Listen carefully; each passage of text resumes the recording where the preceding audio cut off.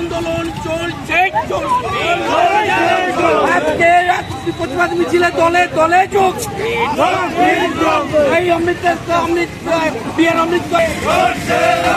সংবিধানের অপমান করা চলছে না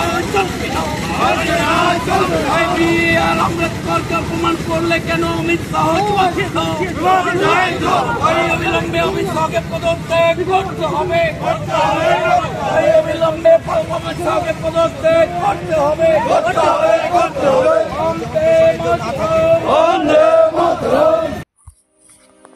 আম্বেদকর সম্পর্কে অপমানজনক মন্তব্যের প্রতিবাদে দাঁতনে ধিক্কার মিছিল তৃণমূলের।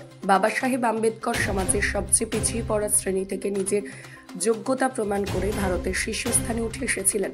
তার এই যোগ্যতার স্বীকৃতি হিসেবে তাকে সংবিধান প্রণয়ন করবার দায়িত্ব দেওয়া হয়েছিল এবং তিনি সংবিধান প্রণয়ন করার সময় সকলের কথা মাথায় রেখে আগামী দিনে কি হতে পারে সেই ভাবনা চিন্তা রেখে প্রণয়ন করেছিলেন। তাকে স্বরাষ্ট্রমন্ত্রী অমিত শাহ যে ভাষায় কথা বলেছেন তা অত্যন্ত নিন্দনীয়। তার সেই কাজের নিন্দা করবার জন্য পাশাপাশি স্বরাষ্ট্রমন্ত্রী অমিত শাহের পদত্যাগের দাবিতে দাঁতন 2 নম্বর ব্লক তৃণমূল কংগ্রেসের সভাপতি ইফতেখার আলীর নেতৃত্বে আজ বিকালে ধনেশ্বরপুর সাংগঠনিক কার্যালয় থেকে মিছিল করা হয় খাকুরদা বাজার পর্যন্ত। মিছিলে দাবি ওঠে অবিলম্বে স্বরাষ্ট্রমন্ত্রী অমিত শাহের পদত্যাগ চাই, না হলে পার্লামেন্টে গিয়ে অমিত শাহকে ক্ষমা চাইতে হবে এবং বাংলার প্রতি কেন্দ্রীয় সরকারের বিরুদ্ধেও এই দিন সরব হয় দাঁতন 2 ব্লকের তৃণমূল কংগ্রেসের কর্মী ও সমর্থকরা। পাশাপাশি তারা এই ইস্যুকে কেন্দ্র করে আগামী দিনে আরও বৃহত্তর আন্দোলনে নামবে এমন মন্তব্য করেন দাঁতন 2 নম্বর ব্লক তৃণমূল কংগ্রেসের সভাপতি সম্মানীয় ইফতেখার আলী। যিনি আমাদের ভারতবর্ষে আইন করেছিলেন, সংবিধান করেছিলেন, উনার বিরুদ্ধে যে হিসাবে মন্তব্য করছে, তাই আমি ব্লক তৃণমূল কংগ্রেস পক্ষ থেকে আমরা ধিক্কার জানাই। আমি আজকের এই মহা মিছিলের আসার জন্য সবাইকে আমি ধন্যবাদ জানাই। আমি শঙ্কর ভূঁইয়া মহাশয়কে বলবো একটি ছোট করে কিছু বলার জন্য। নির্দেশে যে আমাদের সংবিধানের রচয়িতা তৎকালীন ভারতবর্ষের জওহরলাল নেহরু থেকে মহাত্মা গান্ধী বহু নেতৃত্ব থাকা সত্ত্বেও একজন দলিত সম্প্রদায়ের মানুষের হাতে এই ভারতবর্ষের সংবিধানের রচয়িতার দায়িত্ব পড়েছিল।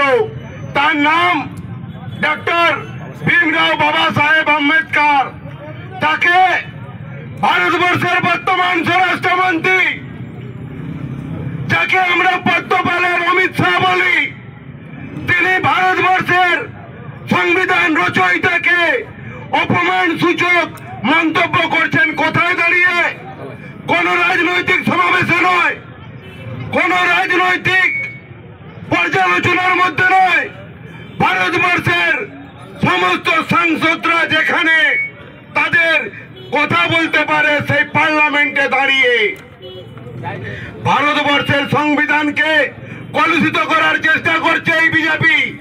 তাই এই বিজেপির বিরুদ্ধে সারা রাজ্য জুড়ে, সারা ভারতবর্ষ জুড়ে মানুষ প্রতিবাদে গর্জে উঠেছে। তার কারণ আম্বেদকর আমাদের সংবিধানের রচয়িতা।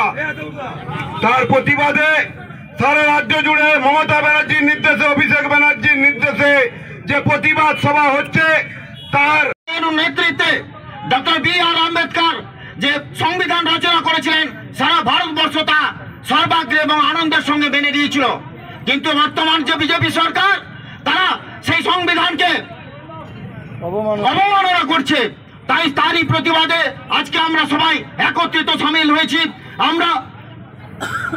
আমরা যাতে একত্রিত ভাবে এই বিজেপি সরকার আগামী দিনে